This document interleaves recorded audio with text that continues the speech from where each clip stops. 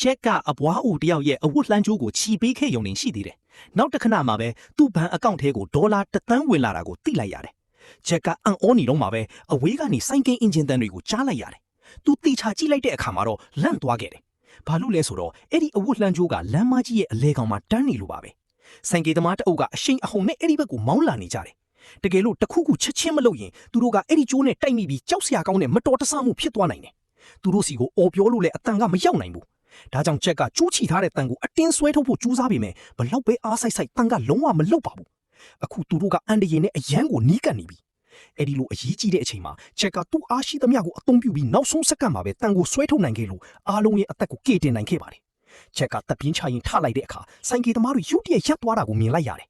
တကယ်တော့သူတို့ခေါင်းဆောင်စီကိုသူ့အမေကဖုံးဆက်လိုက်တာကြောင့်သူတို့ကနောက်ကျောင်းပြန်လှည့်ဖို့ဆုံးဖြတ်ပြီးအရှိနဲ့ပဲမောင်းထွက်သွားကြတာပါ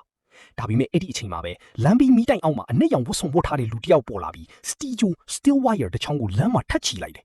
ဒါကိုမြင်တော့ချက်ကသူ့စီကိုအမြန်ပြေးသွားပြီးအော်ဟစ်တားဆီးခဲ့ပြီးမြဲအဲ့ဒီလူကချက်ချင်းထွက်ပြေးသွားခဲ့တယ်